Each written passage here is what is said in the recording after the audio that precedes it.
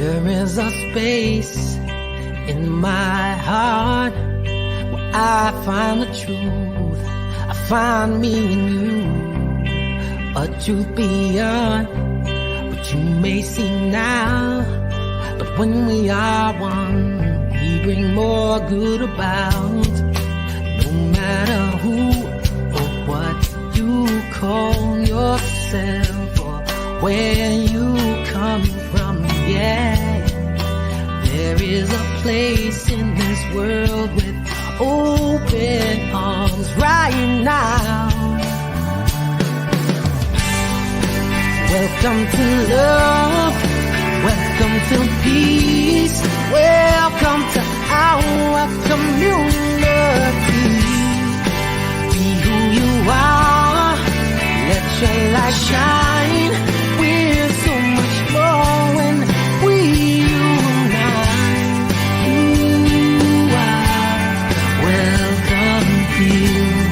You are welcome here.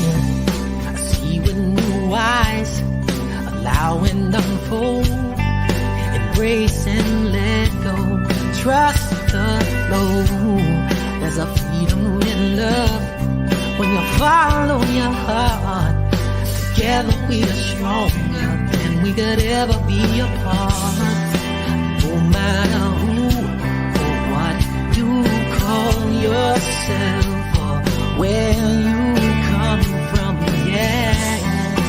There is a place in this world with open arms right now. Welcome to love, welcome to peace, welcome to our community. Be who you are, let your light shine. We're so much more when we unite. You are welcome here. You are welcome here. Breathe in and out.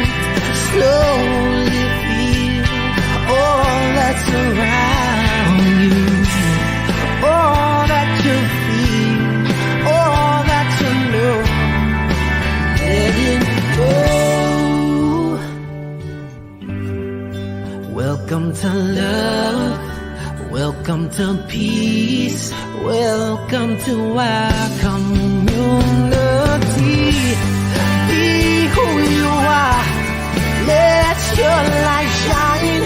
We're so much more when we unite. Yeah, when we unite. Oh, we unite. Yeah, yeah, when we unite. Yeah, yeah, yeah.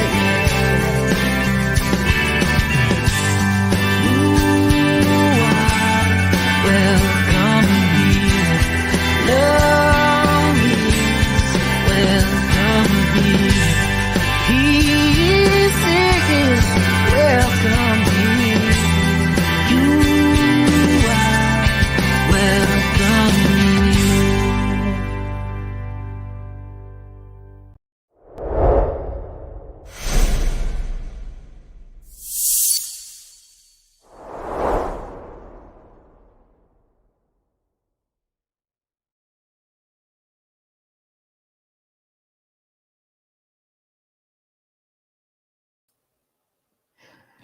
Welcome, family and friends of Center for Spiritual Living Ocala. I am Reverend Cindy Grimes, and I am so glad that you are here, that you've chosen to spend a little bit of time with us, whether you're watching us live in person or if you are watching our recording. Tell you a little bit about who we are. These are the things that are important to us at Center for Spiritual Living Ocala. We start with spiritual growth and practice, which is the reason that we exist. We are a Center for Spiritual Living. It's for people to come together to learn and to grow together spiritually, and that's why we exist. And love is at the top of our list. We believe that love is the essence of our being, that we are spiritual beings having a human experience, and our essence is love, just as it is the essence of our Creator.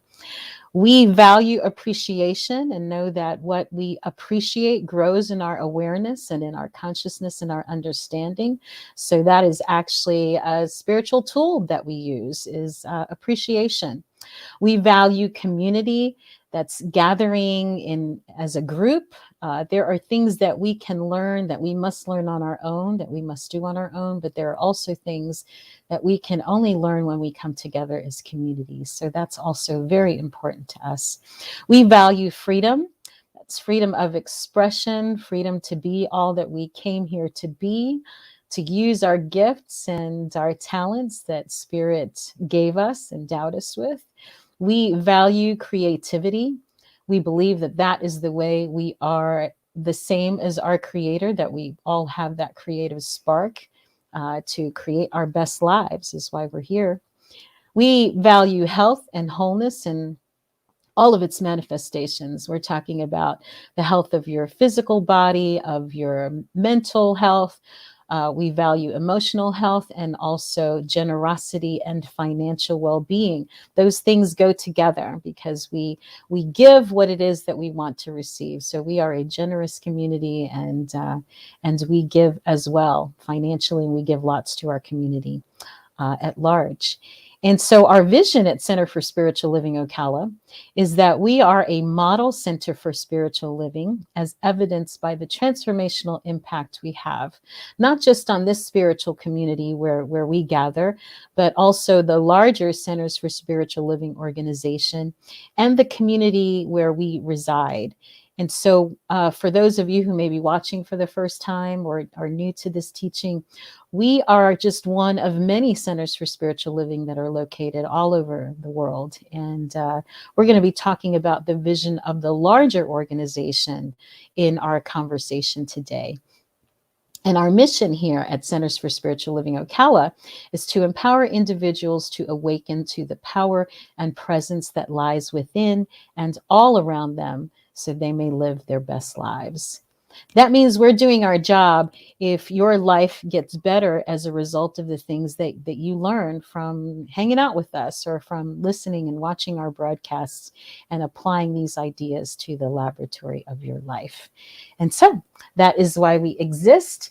And this month, our theme, there's two different themes going. There's the theme that we do here and on the broadcast, and there's the larger theme that we're doing in our gatherings, and they happen to mesh very nicely this month and last month. So we are talking about wonder, keeping that spiritual faculty of curiosity and wonder about everyday life. And this month we're talking about wonder in our inner life. And in our program now for our broadcasts, we are doing a program that I call self-renewal, which is social, emotional, life-focused renewal, and talking about paradigms and possibilities. So as I said, those things mesh very well together. And so last week, we started a conversation about the vision of the larger organization of Centers for Spiritual Living, and we didn't quite get through it. So I've invited our practitioners, Donna Davis and Norma Andervis, the Andervis ladies of Your Phoenix is Rising, to continue that conversation this week. So we're just going to go through the points of this thing that is called the Global Vision and just have a chat about it and open it up for anyone who might have questions or comments they might want to share. So hi, Donna and Norma. How y'all doing? Hey, Rev. How are you? Hey. It's already been a long morning here at CSL Ocala. It's been a quick morning, actually, because there was so much fun. It went by so fast. Doing the vision boards and ripping the pages. I just had so much fun doing the ripping. It was really I've good. never It was done it that great. way before, yeah. Yeah, we've never done it that way. I didn't even talk about that. So this morning from 11 till 2, so we've been scrambling around. We had a workshop on vision board, creating a vision board, only we did it without scissors, without glue. and just kind of tearing the pieces out and taping them. And it was a little bit different, but it was a lot of fun. And Absolutely. I got a new vision board for this year. Yeah. How And was your that's process? Well, mine was, I loved it. It was so much fun to do. And I was done lickety split and was really quite surprised with myself. I was like, okay, And she had a rip. lot of stuff. And I have a lot of stuff, but I just kept ripping. And, you know, if it gave me a little zing in my soul, it went on the board. That's how I did it. And I didn't think about it or worry about it. And it all just flowed so beautifully. I love that we're doing that first Sunday spiritual practice thing. Yes. To actually do it together, because I've done vision boards before, but it's so much more fun when you have people doing theirs and then you're sharing pieces with each other. Like when Keith was like, anybody got a guitar?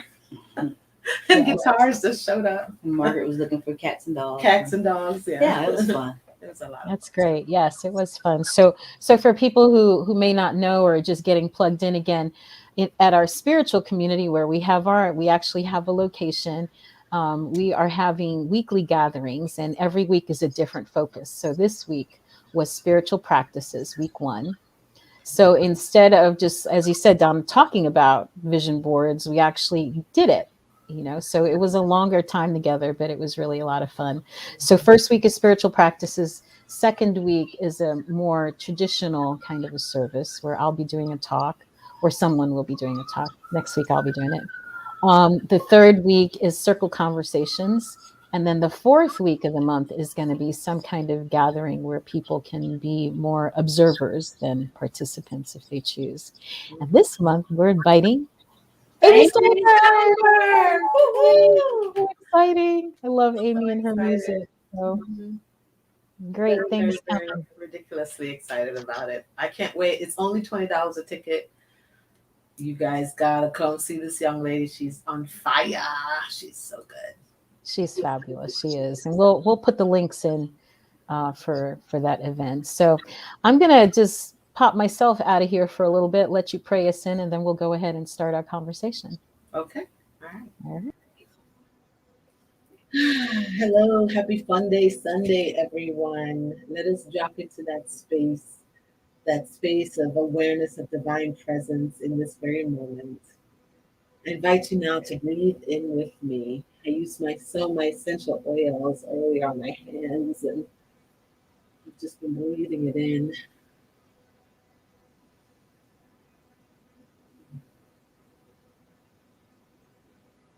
Knowing and recognizing the allness of the one beautiful creative energy, divine light, divine life, divine source of all things. This one moves and has its being in and around all things, through all things. It is everything, and then everything we could possibly even imagine. It is also out and beyond even the furthest part of time and space. It too exists, stretching itself further and wider. The allness of it. And this allness is perfect in design. And it is working always within itself, creating, vibrating. And as I sit in this chair, this man-made object that holds my physical form, I know that so too that idea that was chair came to fruition through someone.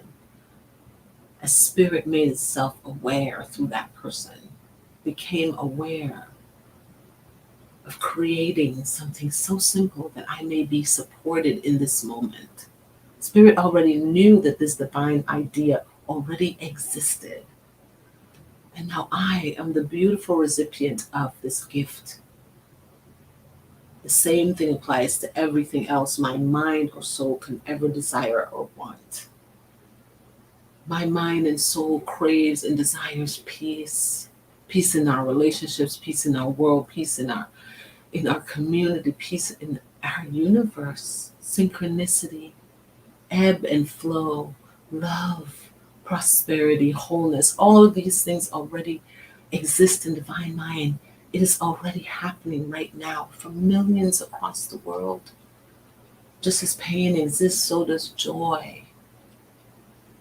And all of it for the divine unfoldment of us as we experience, as spirit experiences itself as the creator and the created.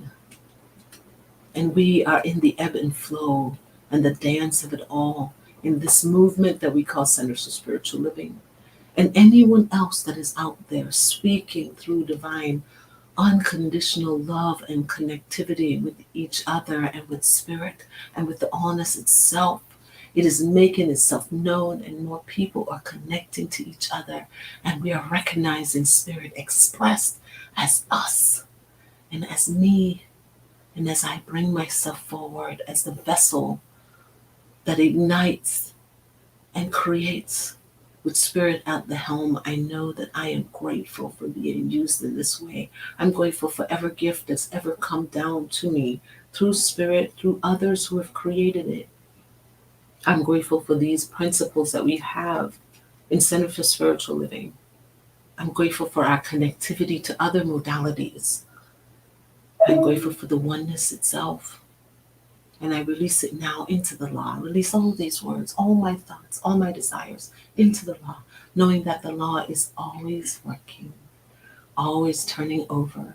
The sun is always rising and setting, and the surety of everything that I desire is already manifested in full form. And so it is. Amen. Ashe. So it is. So it Thank you. Thank you. Always so beautiful. You let me just drop down into that space and have that clearing. Have a clearing. Yeah. Get the story out of the way and see the truth. Yeah. Yes. So I love it. And thank you for joining me again in having this conversation, because I think it's really important to speak our vision, to speak it. We do it here every Sunday. Every Sunday, we share our values, our vision, and our mission statement. Not every community does that, but I think it's important enough that it really needs to be front and center. All the time. Yeah. Somebody brand new walking in needs to feel it. And for those who have been here a minute, needs to remember it. Yes. And it's also great to keep it fresh, because it could change. We may want to revamp it, but if we don't know what it says, we don't know if we need to fix it. Mm-hmm. Exactly. 100%. I agree. I love our vision statement and mission statement, but when we have our leadership core council meeting in the next month, I think we need to revisit it. I think it's that important, in my opinion, because it really sets our destination. Right? I mean, you don't sit in your car and say, "Okay, vehicle, take me someplace." Well, at least I don't have a car that does that, but it's still going to ask you where you want to go. It's still going to ask you, right? Yeah, exactly. It's just randomly bring you wherever. Sure. So you have to know. Thank you, Donna. I agree. Yes. Mm-hmm. So it is very important. So I'm going to put up first here, just so people know, that we have, as the larger organization of Centers for Spiritual Living, also a vision and a mission. What we read here at the beginning, ours, is ours for the smaller center. But we are also underneath the umbrella of the larger organization. Mm-hmm. And so that vision statement is broken down into what we call our global vision. And it has 10 different statements. Mm-hmm. So we went through about half of them last week that we were together, and knew we weren't going to get through them all, because they're, pretty juicy things, each one by themselves. So we'll start out with the next one, or should I read the others? No, you know what? I'll let people, what do you call it? Last week's and look at them. Yeah, I think that's the way to do it. So let me put this here. Our new one, not our new one, but this one. I think this is number maybe 5 or 6, something like that. So copy, paste. Oh, wrong. Sorry.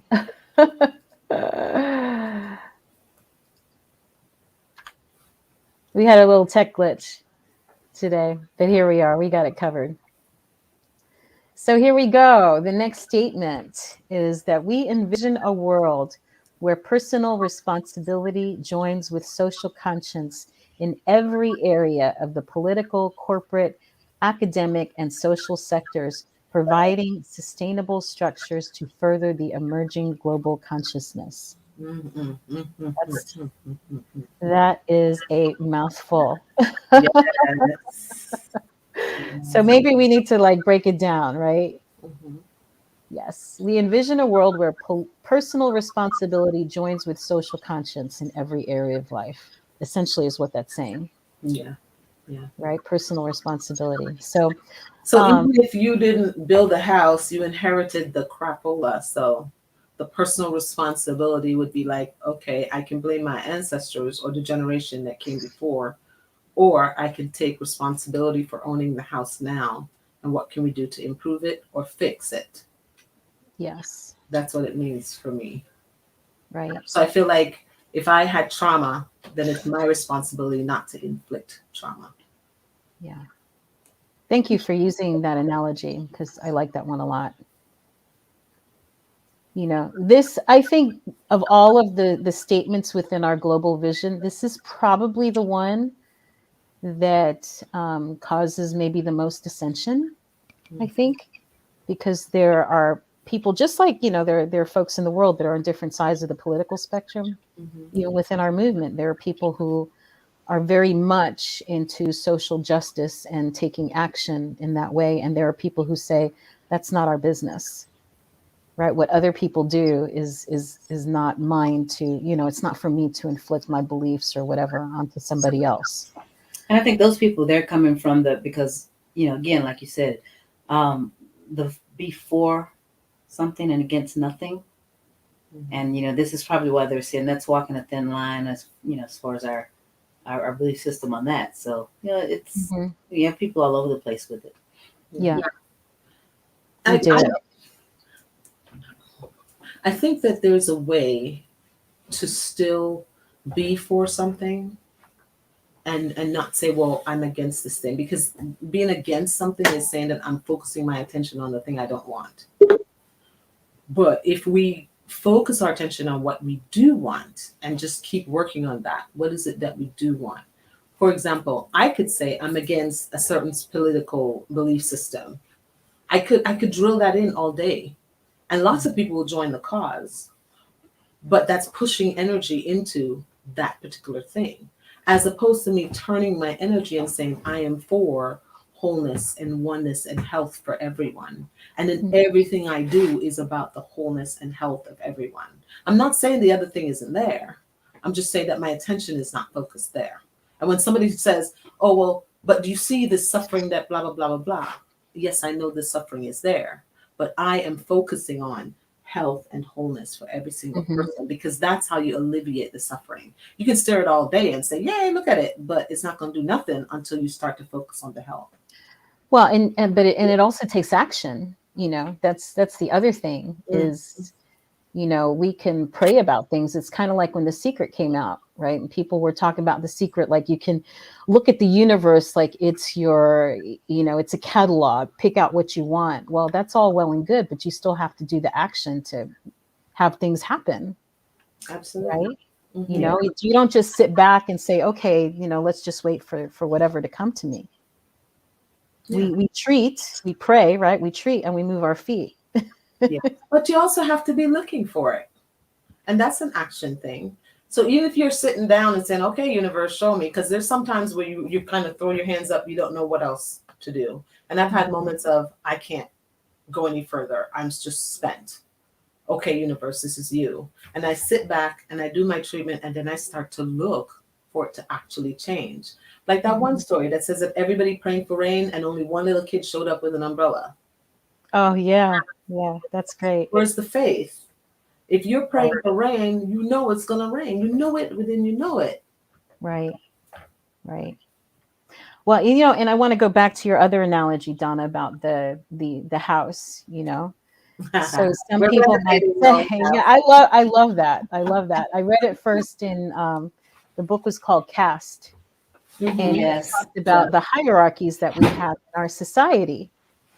And so there's people who will say, well, I'm not a racist, right? Or I didn't cause this problem. It's not on me. When, as you said, Don, it's kind of like we've moved into this fixer upper house, and we can play the blame game and we can talk about whoever was here before and complain and on and on. But the fact is that we're living in it right now. So if we want it to be better, we have to do things toward that end. Otherwise, it's not going to fix itself. And it just keeps getting worse and worse. And then it keeps breaking and keeps, because you put a little tiny band-aid over it. You have to actually uproot the problem, get down to the foundation, reinforce it, and then build. Yes. But the construction phase looks nasty and gross, and it's not very functional, and And you're it's walking around painful. it, and Yeah. it's very painful, but it's necessary, because without it, nothing comes from that. But you know what's awesome about getting an old house? All the history and all the pain and all of that. There's an honoring that happens there. And a feeling of, oh my goodness, my ancestors went through this. And how amazing were these people? Or, oh my goodness, my ancestors did that? Ew, let's not do that anymore. And just keep building that way. Right, right. And knowing where we want to go. We got a few good comments here. This is from Reverend Marie at Living Aligned Focus Ministry. Focusing on what we do want and taking full personal responsibility for our actions and contribution in the world is the best demonstration of moving our feet and doing our meaningful work in the world. Yeah. So focus where we want to go. Again, that's vision, right? And then it's also taking the steps. It's not just talking about it. It's actually doing the things. And here's Rosemary. When you focus on it, the action steps and opportunities will appear. Yes. Yes, that's a fact. That, not just focusing on it, but also the courage to take the steps. Sometimes I feel like I'm lying to myself. And I think that that's what has stopped me in the past, because if it didn't look like it, now I'm like saying, oh, it's this. And I'm envisioning this. And I'm like, wait, that little thing on my shoulders going, that's a lie. You don't really have abundance right now. Look at your bank account. How are you going to call that to your existence? Look at this negativity. But you just keep saying, nope, I'm seeing something else. I'm calling something else. I'm feeling something else. And then it starts to line up. Yeah. Yes. Let me paste. I'm going to send the next one. Anything else on that one? On that particular one there about envisioning a world where personal responsibility joins social conscience. Yeah. Okay. That we're all in it together. We're all building it together. And it's just such a strong phrase, personal responsibility. And that's the part that people usually run from. Yeah. That's another thing about this teaching, right? Is that it's not for sissies. It's not about finding somebody or something outside of you that's going to save you. Right, which I never liked that anyway. Yeah. That never set well with me. So, all right, here's the next one then. We envision a world where each and every person has enough food, a home, and a sense of belonging, a world of peace, harmony, enfranchisement, and justice.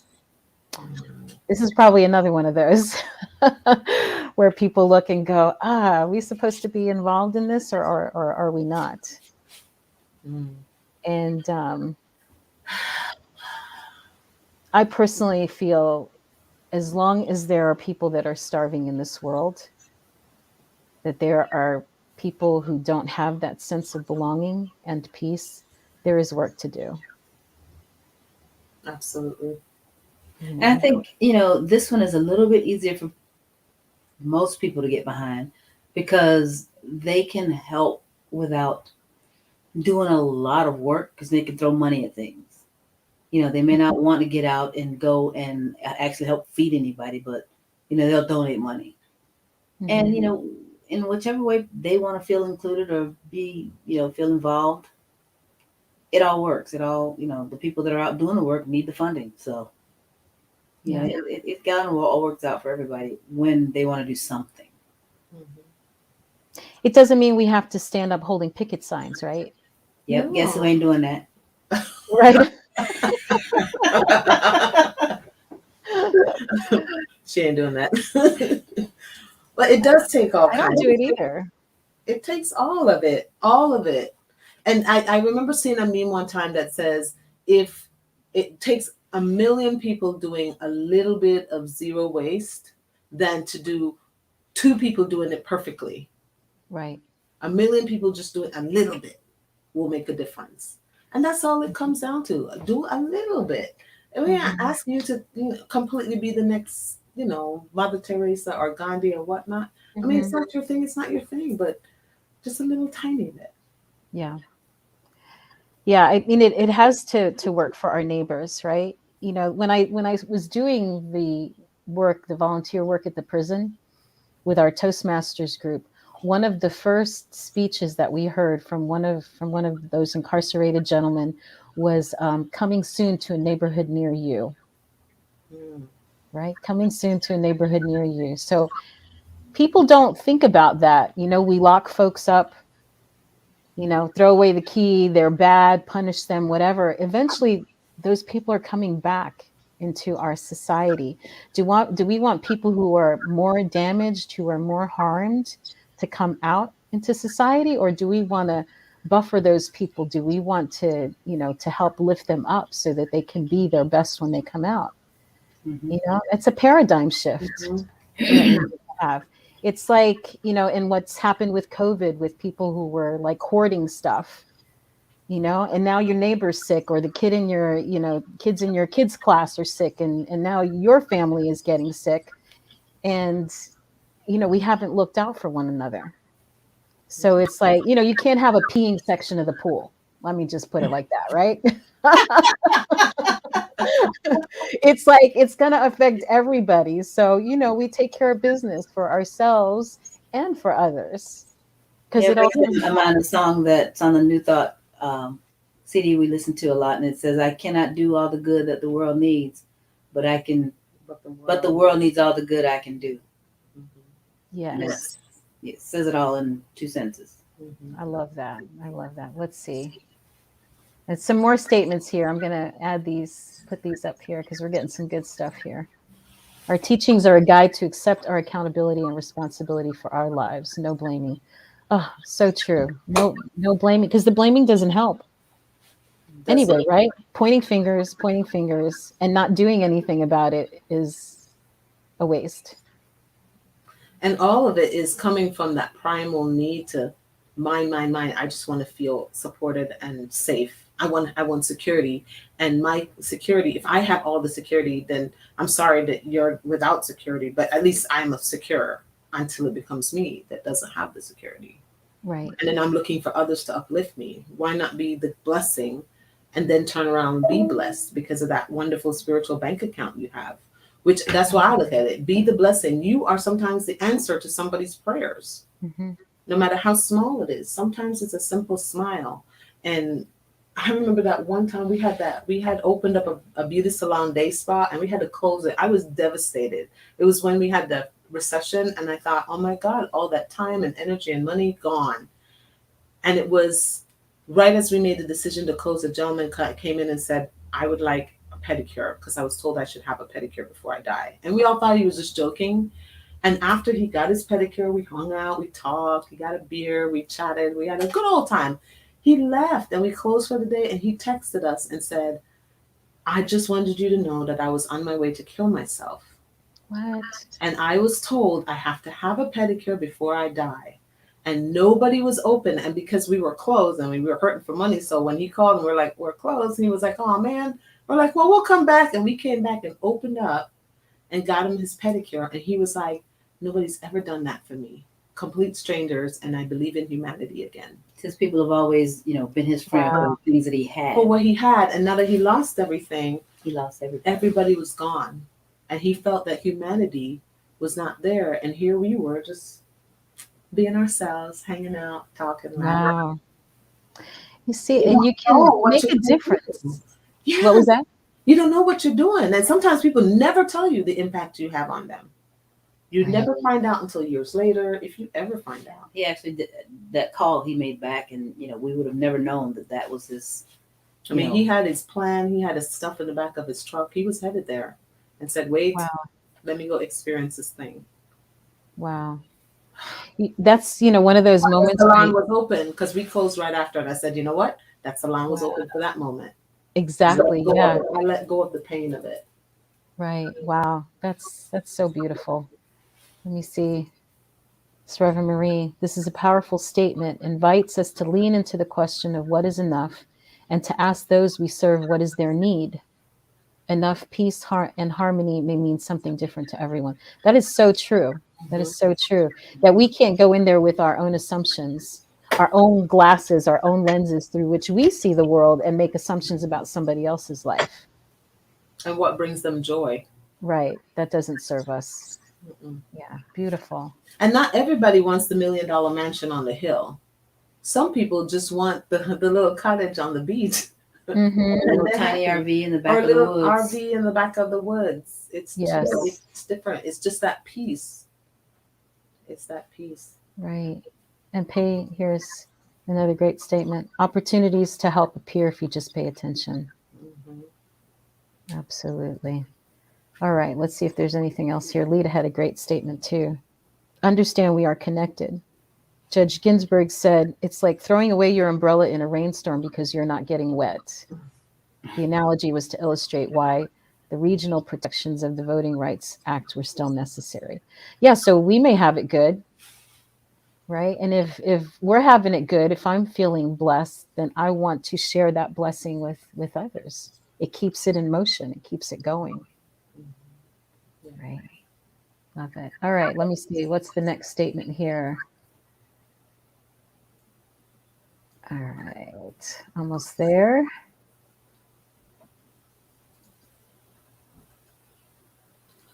Okay, here we go. The next statement. We envision a world in which resources are valued, cared for, and grown, and where there is generous and continuous sharing of these resources. Being aware that we're not the only ones on the planet. There are trees here, there are animals here, there are other species here, that we all enjoy this planet together. We need to work with them in mind as well. Yeah. And that also helps keep down like Donna was mentioning earlier about the mind, hoarding, wanting so much for yourself when, if you have more than enough, share with others. Mm-hmm. Right. There's always people that have less than you. Yeah. I tell patients when I'm dealing with the COVID thing, they're always, oh my God, COVID. And I'm like, listen, we live in a world with bacteria and viruses. They want to live too. And we were like the top of the food chain, and guess what? So now we have to say, okay, we live in that world, so we have to then adapt, and we have to realize that it's there. It's not going to go away. We have bacteria. They live here too.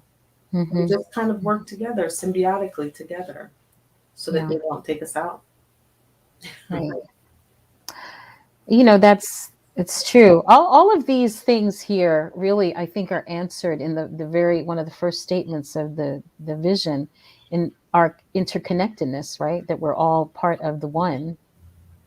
And if we really knew that, if we really believed that, if we really behaved that way, we wouldn't do, who knows, probably 90% of the things that people do to one another and to themselves.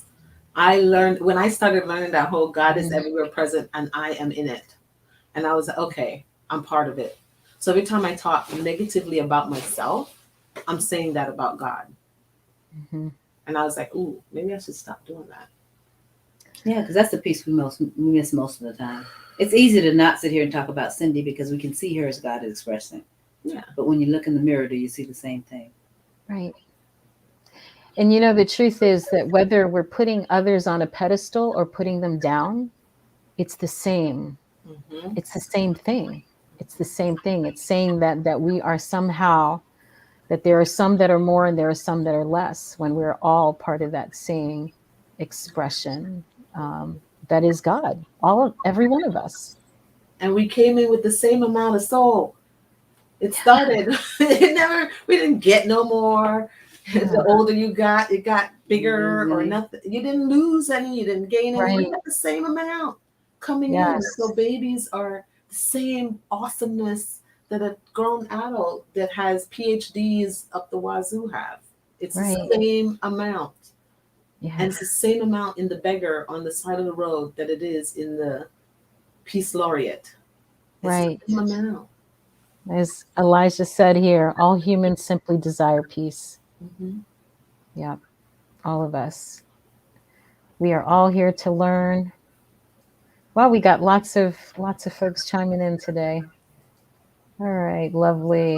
Awesome. Let's see, sharing of the resources. Oh, this is a good one. This is a really good one.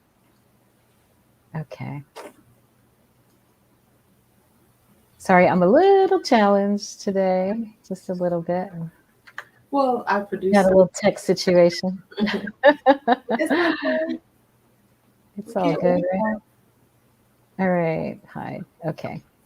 So let's see what we've got here. The next Hold on, one. you said there was one that was really good. And This one. Yeah, Oh. here it is. We envision a worldwide culture in which forgiveness, whether for errors, injustice, or debts, is the norm. Mm. Breathe that one in. Punishment is the norm. No. Forgiveness. That's what she said. Instead of punishment. Instead of punishment. Yes. Wow. Right. Oh boy. That, that one to embody ourselves. I mean, for me to do that, right? That forgiveness is the norm instead of playing that blame and shame and punishment and all of that, whether it's to myself or somebody else. Mm-hmm. So, my favorite forgiveness thing is forgiveness is giving up hope that the past will change. Yes. Just stepping into that and saying, you know what, the past is not going to change. Let me move on. Yeah. Acceptance. Letting go of that hope. Yeah. Because that's where that blame comes in. I'm blaming you on beating you upside the head with this thing, this mistake you made or whatever, forever and ever and ever. But then once I give up the hope that moment in time would be different. And sometimes a person doesn't even know you did it. Right. I just did it. And it's something that we do for ourselves, Mm-hmm. right? As Rosemary says, forgiveness without first getting an apology. Mm-hmm. Yeah, like your forgiveness is not related to getting an apology. It's a decision that we make for ourselves, whether or not we get one ever. Correct. Yeah. Wow. I don't know. You think the world is ready for that one? I think Neil Donald Walsh kind of hit on it real good when he talked about the little soul in the sun, that story with the little soul in the sun. Neil Donald Walsh, if you guys have never read that. And it's talking about how the two souls made a deal to come down, and the one soul wanted to learn what forgiveness was. So the other soul said, I'm going to shroud myself in so much darkness that I will even forget who I am, so that you can get the opportunity to be forgiveness. And somebody do something to you for you in order for you to have to forgive. And so every time something happened to that little soul, he said, is this my friend shrouded? And I will make. And that's the thing. It's like if we can look at each other and say, oh, is this my friend shrouded, for me to learn and for me to grow? Right. So we are continually looking at the world as if it is conspiring on our behalf. I love that idea, that no matter what is happening, no matter what it looks like, the world is always conspiring on your behalf. So therefore, then there is nothing to forgive, like Marie said. Mm-hmm. If everything is unfolding as it should, then there is ultimately nothing to forgive. That is probably a lifelong. It's a continuous thing.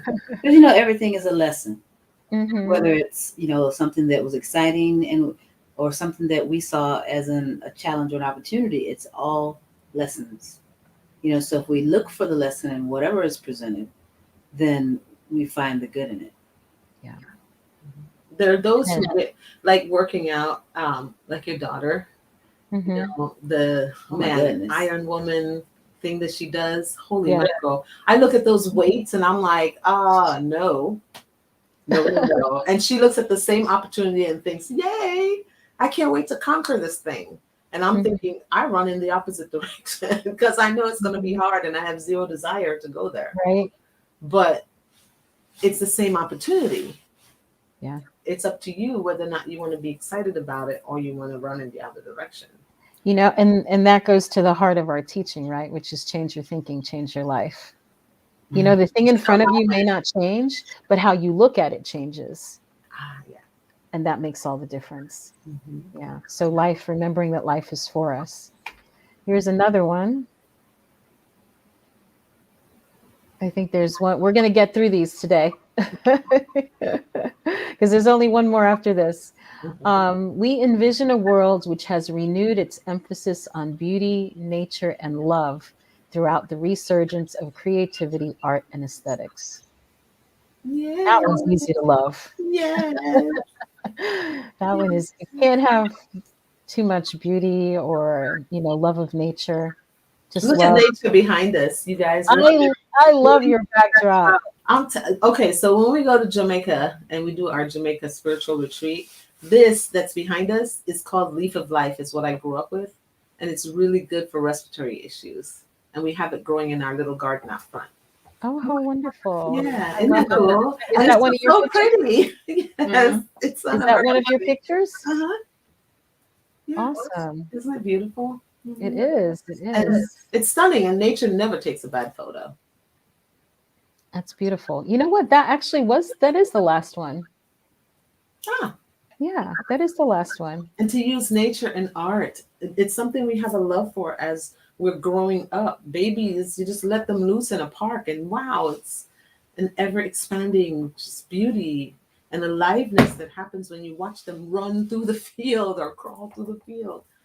And then Yes. somewhere along the way, we plug into the story that is our life and what we want to do in society. And then we get so caught up in that story, we forget that this entire world is here for our enjoyment. You know, I think that so many of us are plugged into this idea of just surviving. You know, I think about when I was growing up, like, and we lived in apartments, like, you know, you didn't hardly even put up anything on the wall because you'd have to paint it afterward. You have to leave everything just so, you know, when it's not yours, right? And so everything was just very practical and very, you know, I just didn't spend a lot of time on frilly things. It just wasn't how I was raised.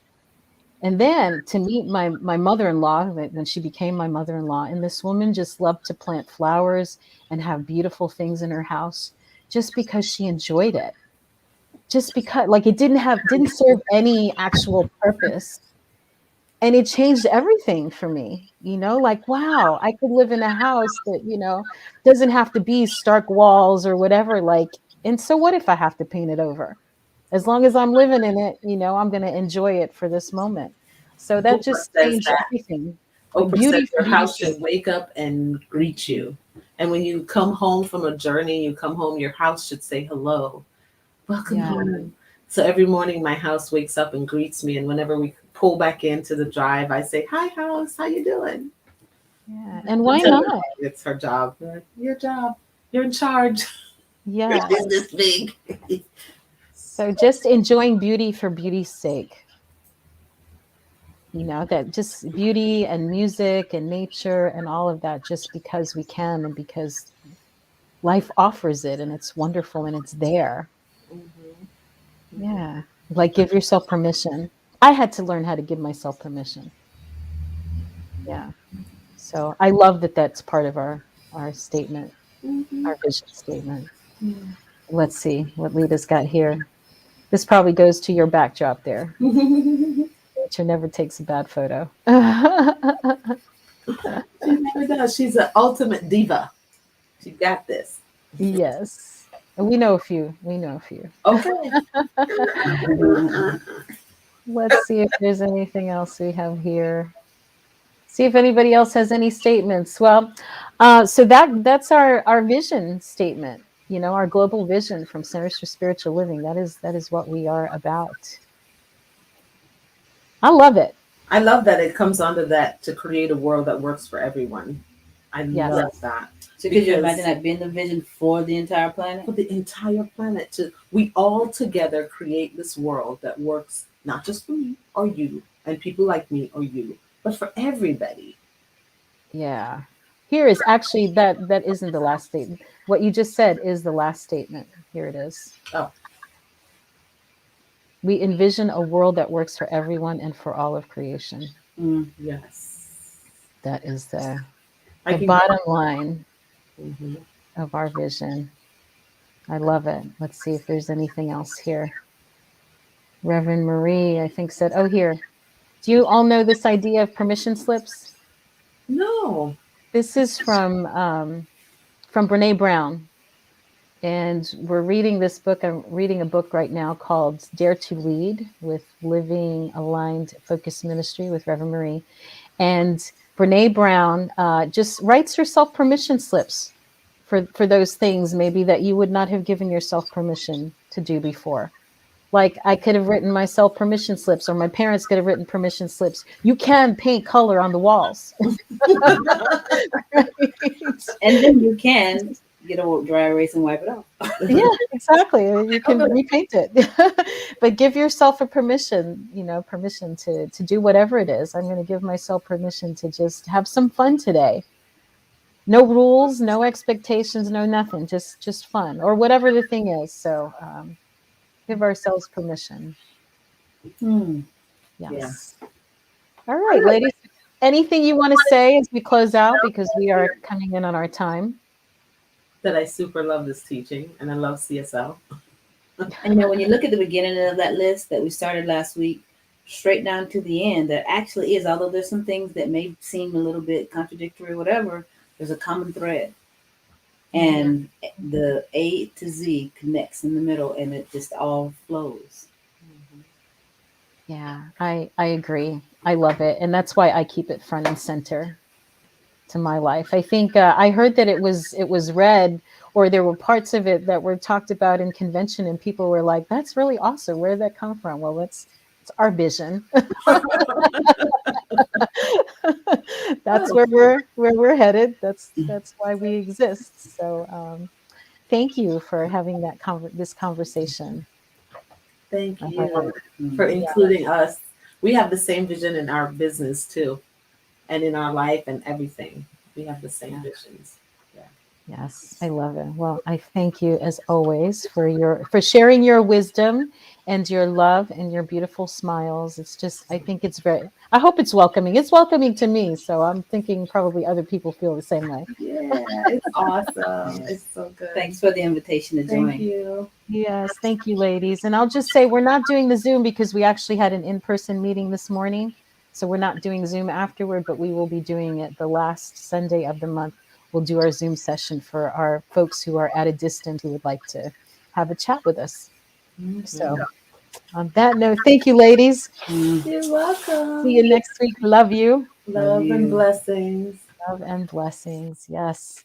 So we'll go to the next part of our service. Well, this isn't really a service, is it? It's just a conversation. So this is on sharing our gifts and tithes. And so what we give, we receive. That's how we put things in motion there. So if money is a thing for you, then plant some seed money somewhere, preferably the place where you are spiritually fed. Hopefully that place is here. But if it's not, that's okay too. You just need to give somewhere, whether it's money or friendship or time, whatever that may be, give it and you will get more of it. Again, it's like seeds. So we have lots of ways that you can give to Center for Spiritual Living Ocala. You can go to our website at cslocala.org/donate, or you can text to tithe, which is really simple. If you've got a smartphone, you just text to the number that's scrolling across the screen, 352-320-5110. And once it's set up, your donation will go right from your account to ours. And it's super simple and it's super fun. We think it's fun anyway. So I'll invite you to say this affirmation to yourself. Maybe hold your hand to your heart and just think about this. It is the nature of life to give of itself, as it is the tree's nature to bear fruit and the flower's nature to bloom. It is my nature to share the gifts of my time, talent, and treasure. I participate in the divine flow of life, giving generously and receiving abundantly. I am blessed and I am a blessing. I am grateful. Yes, indeed. I am very grateful. I'm grateful for each one of you, for the folks who watch us online, for the people who join us in the center in person. I'm just grateful for each and every one of you, and for all of you that give to the center. And, you know, if you can't give, say some prayers for us, just to affirm our abundance here, and that we have plenty to take care of all of our business here, so that we can keep offering this great teaching and this service to those who are in need and those who would benefit. So I think what else is going on this week? Coming week is our in-person gathering, a more traditional service, as I mentioned, and I will be speaking on what is our topic? It's all about wonder. Living everyday wonder in your inner world. And that's what we will be talking about next Sunday in person. And I'll be here again online at 3:00. So that takes us to our closing prayer, which again, I invite you to just make it your own. This comes from James Dillett Freeman and our friends at Unity. And it goes this way. The light of God surrounds us. The love of God enfolds us. The power of God protects us, and the presence of God watches over us. Wherever we are, God is, and all is well. And I just know and affirm that God is right where you are. Spirit, creator, source, universe, whatever it is that you call it. And I just affirm that it has everything you need. So as we each go into our respective life experience, I just know that all needs are met and exceeded. And I just affirm that any seeming challenges just turn into stepping stones to your greater yet to be. Love and blessings to each one of you. See you next week. Take care.